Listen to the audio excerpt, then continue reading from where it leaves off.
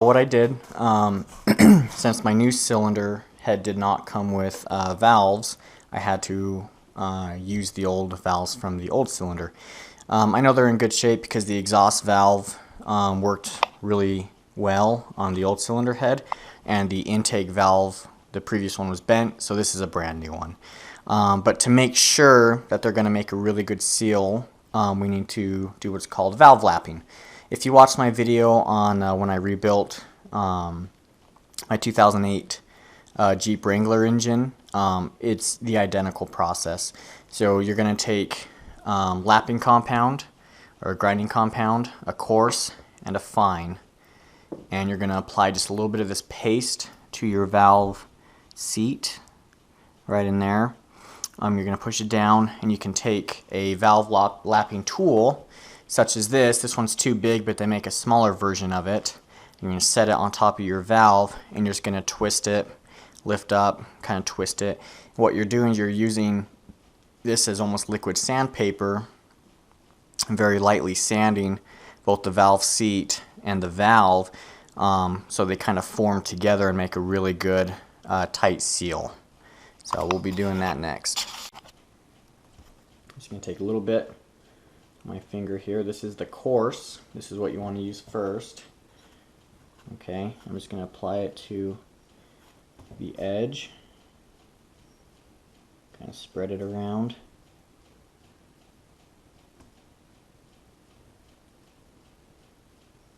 You don't want to go too crazy on lapping because you do start removing material. Okay, I just kind of pushed it flush against there. And since I don't have a small lapping tool, all I'm going to do, I'm just going to take my finger and grip it like this from the top of the valve, put a little bit of downward pressure in on that. I'm just going to lap it kind of by hand.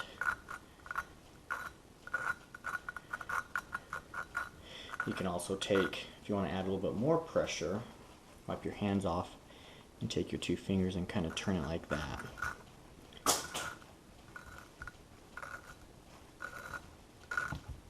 Every once in a while, kind of lift it up, turn it around. Valves will rotate when the engine's on, so you don't want to just lap it in one direction and can't keep it like that. You want to rotate the whole thing, make sure the whole thing's getting a good seal. Okay, after every couple revolutions, we're going to take this and push that lapping compound back down where it needs to be.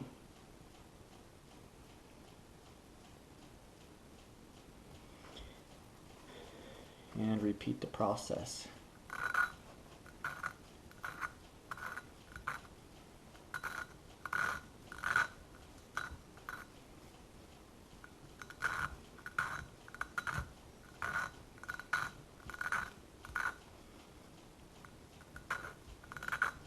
These little tools you can buy that attach basically a suction cup to the front, and it suction cups on, and then you could just spin a little thing and it'll do it quickly for you.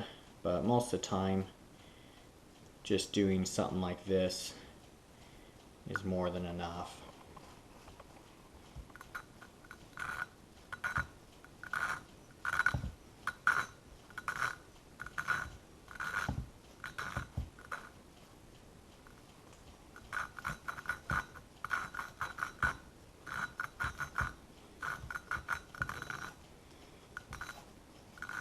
Okay, once you're done, you're going to pull the valve out. Just do this nice and gentle. One thing I forgot to mention too, put a little bit of oil right here. You don't want to run these in and out dry, so put a little oil on there. That'll help prevent ruining that valve guide. So you can see our valve seat is nice and shiny now. That's only after the coarse. Now we still need to go in with the fine. What we're looking for is a nice shiny even kind of coloring and even shine. We don't want to see any pits because that'll mean it's not going to make a good seal there. So make sure you take a nice rag, lint-free rag. No, this isn't lint-free, but take a lint-free rag. Clean this out really, really well, especially when you're totally done, because, like I said, it is liquid sandpaper. So if you run your engine and there's a little bit in there, it's going to pull it in, it's going to dust the top of your engine, and you'll start losing compression over time. So a few simple steps will prevent a lot of damage. So all I'm going to do now is going to go over with the fine grade. It's the exact same process. Once we're done with that, we're going to do the exact same thing to the exhaust. So I'm not going to show any of that because there's no difference between any of that. We'll come back when both valves are done being lapped. We'll pick up with putting the valves back in. Okay, both our valves are now lapped. That was our exhaust. See, we got that nice, even looking surface that'll should mate really well with our valve seat now. Now, before we can reassemble it, we need to install new valve seals. These are what they look like. Valve seals are super easy to replace. Basically what you're going to do, you're just going to take a pair of pliers in there, and I can do this while holding it. Just going to pull straight out, just like that. So those are your old valve seals. We'll do that on both sides.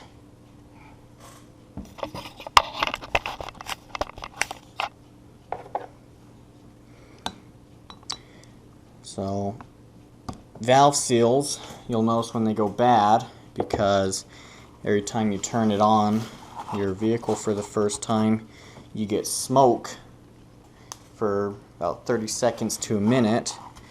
What happens is when you turn off your vehicle, so first of all, these are leaking, and oil sits on top of these typically when you shut off your engine.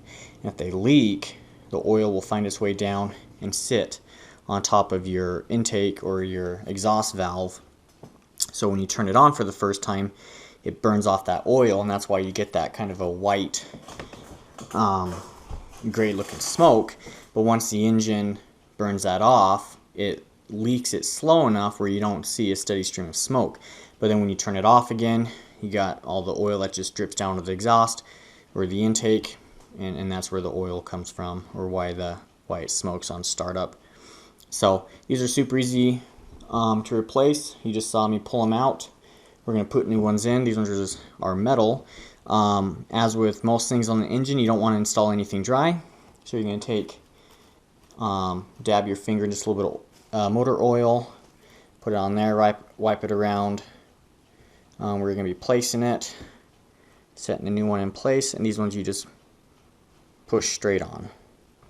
And that's it. You can do that to the other side as well. Get a little oil on your finger. By the way, this is all motorcycle oil we're using. It has to be specifically designed for wet clutch, because that's what this motorcycle uses, is a wet clutch. Okay, same thing. Push it down until it looks center. And that's it. Next up, we're going to be putting the new valves in. Okay, we're going to do the exhaust first. No particular reason, just because. Going to get our hand with a little bit of oil on it, put it up and down the stem so it doesn't go in dry, especially since we just put in brand new valve seats. We're just going to slide it in gently, just like that. We're going to flip it over. Okay, and the way it's going to go in, we're going to have our spring first. Now, you can actually measure these from top to bottom, make sure they're within spec. I'm not going to do that. I'm sure they're within spec. But if you're a perfectionist, you want to make sure everything's perfect, measure this. You can go to Yamaha on a service manual and find out what it needs to be. But you're going to set that in place. We're going to put, I can never remember what these are called, but basically the top of the valve there. And then we're going to take our two keepers and set them kind of on top. And I'll show you real quick how these keepers, you have a little line on it towards the top, and that needs to fit in like that. And that's what holds it in place. So you need to do that on both sides. And so we're going to take, and you can set them kind of in place. You can set them in place like that, but until we actually compress that spring, they'll just fall right back out. And so we're kind of going to do the reverse order of how I pulled them out. So we're going to bring them back to my counter, use the backsplash to hold the cylinder in place, or the cylinder head in place, and I'm going to take my vice grips and push it down. Okay, I'll do my best to kind of try and show you on camera, but I have my paper towel underneath the valve, so when I push down, it doesn't move the entire valve. What I'm going to do is, as I push this down, I'm going to try and keep my finger on top, because once it gets past a certain point, those keepers are going to want to slide in place. So I'll do my best. It's probably going to move on me as I do it, but I'll see what I can do for you.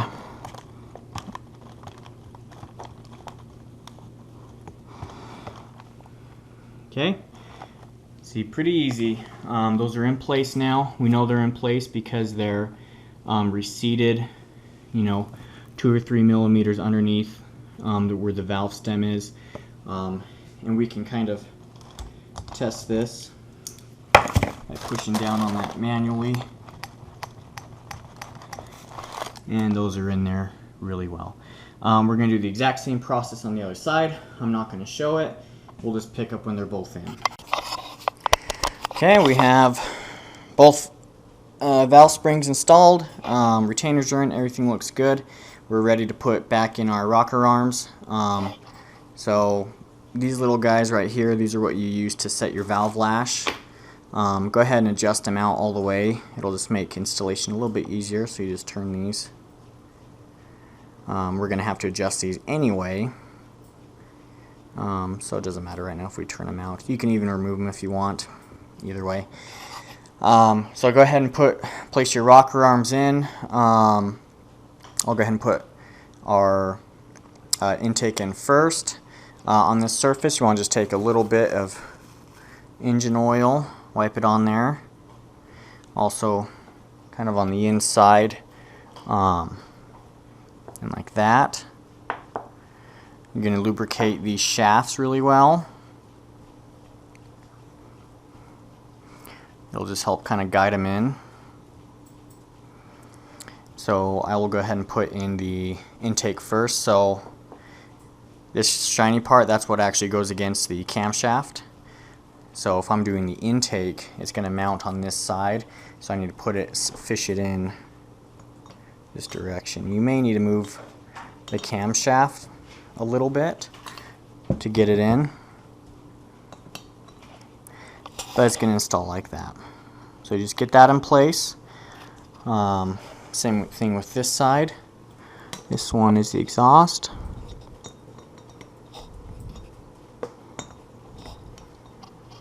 Just like that. Okay, and what we need to do, we need to put these in almost in reverse order, but it's even a little bit easier, because what we're going to do is we're going to take our bolt right here. We're going to thread it in.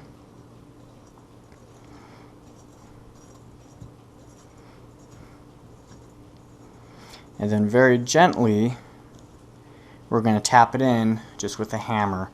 And as we tap it in, we need to make sure it's lining up with our rocker arm. So we need to kind of keep one hand on this, shaking it or moving it around a little bit, just to make sure if we do get caught, we're not going to damage any surfaces.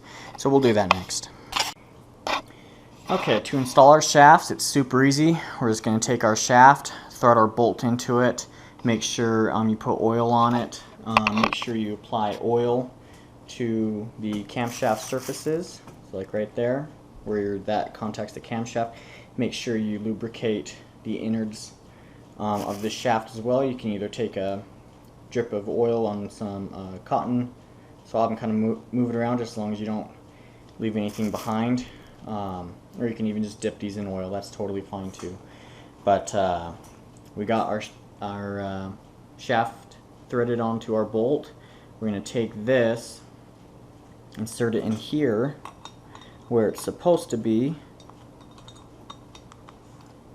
And as we tap this in, we're going to hold this in place and help kind of direct that in. The tolerances on these shafts are almost nothing, and so if this is off even a little bit and you're trying to tap it in, you'll bind up and you could possibly hurt one of your surfaces. So we'll just do this nice and slow.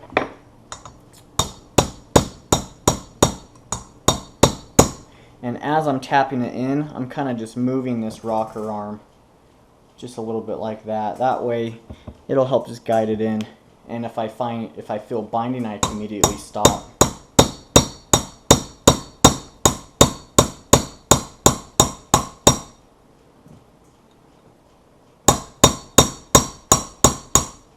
Okay, so right there I can feel the shaft just started going into the rocker arm because I'm getting some movement. I can still move it, but I can't pull it out all the way. And the very front of that shaft is tapered in, so it kind of goes in like a cone. And so once you get it started, you should be all set to go ahead and drive it home.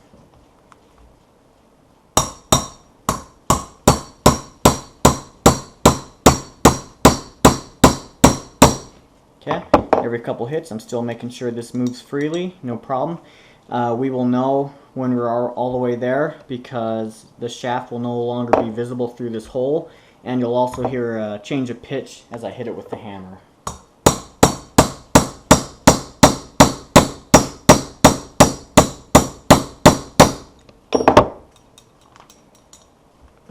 Okay, and you'll probably be hearing that change of pitch here in just a second.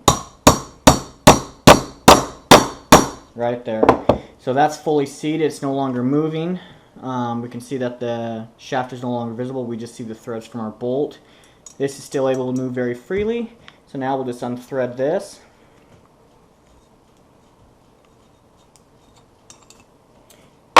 And that's it. Piece of cake. Next up we need to set our valve lash for these. And I have the specs, I'll need to go grab them.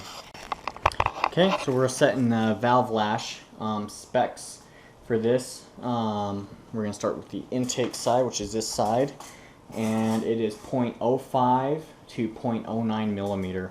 For those of you who are new to engine building and this kind of stuff, valve lash is basically the amount of space between your rocker arm and the valve. So this right here, this is a lot of valve lash. And the reason why you need a little bit of valve lash is because as your engine warms up, parts will expand. And you need a little bit of free play so that if it expands, it's not partially holding your valve open. So we need just a little bit of free play. And how we set that, you have a set nut right here. That's your large nut that you see. And then you have the top of the, that the set nut basically is setting on. And it's a square head. And so you actually set your valve lash by turning the top of this. And once you get it set, then you're going to take your lock wash, or your lock nut, sorry, and tighten it, and without allowing this top one to move. So easiest way to do that, so you need a feeler gauge, and in this case we're on the intake side, and it needs to be between 0.05 and 0.09 millimeter. So you're going to set your feeler gauge, put it between the rocker arm and the top of the valve, and you're going to tighten that square adjusting nut until it's pretty much tight. Doesn't have to be super tight, but just enough where you can move your feeler gauge kind of in and out, but it's going to be a little bit tight. Okay, so I can move that, and then I'm going to, without allowing the top, this square thing to move, I'm going to take my pliers and hold that. Then I'm going to take this lock nut and spin it. Now this lock nut's an 8 millimeter, so I'm going to hold the top of that again, and I'm going to turn this until it's tight. Okay, that whole time I didn't allow the top of this to move. Okay, so there's still a little bit of movement in there. Now to make sure I have that gap still, I'm going to take this 0.005 and slide it in between there. Okay, it can still slide between there, which is good, but we got to make sure it's not more than 0.09 millimeters large. So we're going to get our 0.09. In this case, I don't have a 0.09, I have a 0.08 and a 0.10. So I'll just take my 0.08. Okay, it slides, but it's really tight. I'll take my 0.10, and it should not be able to go in there at all. Okay, and it can't. Okay, so chances are we're right where we want to be. Since I don't have a 0.09, I can't be definitively sure that that's where we want to be. So I'm actually going to loosen this and tighten this, the top of this, just ever so slightly, because I want to be on the safe side.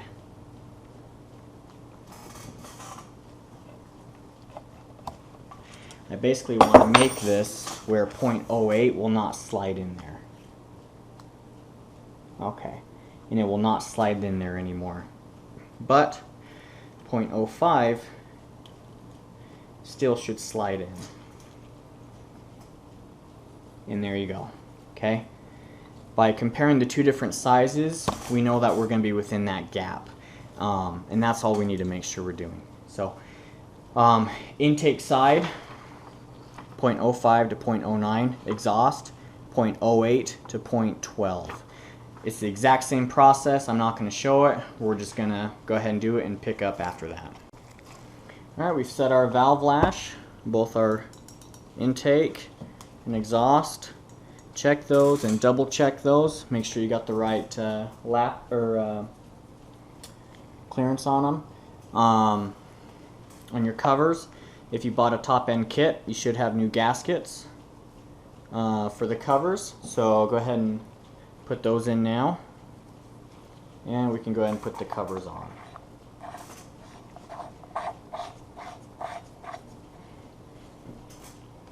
And you can really just do these kind of hand tight. You don't need to hulk them on.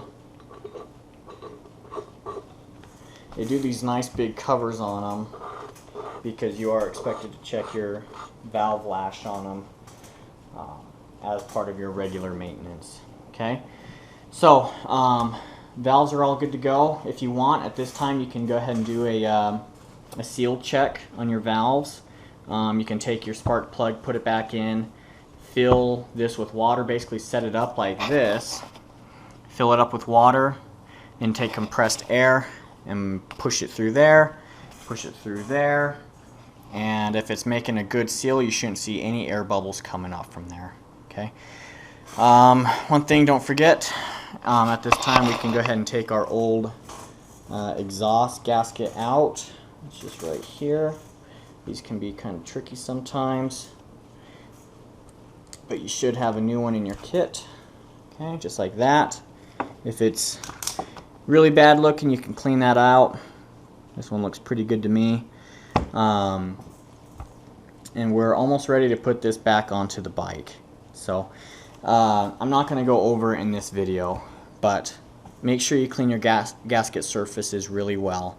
On a bike this small with no coolant passages and everything like that, there's you have a lot of playroom for, I shouldn't say messing up, but it doesn't have to be perfect. Now on a car, it's a totally different story, but on this, it's a very basic engine. You have your sealing, or your actual head gasket ring that goes around here. All of this is almost like a spongy gasket, so you do have a little bit of room to play. Best thing I found to clean this up, you can try liquid gasket remover, spraying it on, letting it sit, and then taking a cloth and rubbing it off. Things you don't want to do, you don't want to take a gasket scraper to this. On parts such as this, if it's really hard to get off, you can take a nice clean razor blade and at a very shallow angle try and scrape it off. The things you don't want to do, looks like the previous owner, when he cleaned it, he used a razor blade right there, kind of scuffed up that surface. Not a huge deal on something like this. Now on a car, that's a big deal. You'd probably need to take it down and get it remachined at a machine shop. But something like this, it's not the biggest deal in the world. to mess up a little bit. So use whatever method you want to clean your gasket material, your head gasket material. I'm not going to cover it in this video, but make sure you get it nice and clean as on this side as well as the crankcase side where your cylinder is going to meet up with this. Make sure both those surfaces are really clean, and we'll pick up when we're actually ready to put it back on the bike.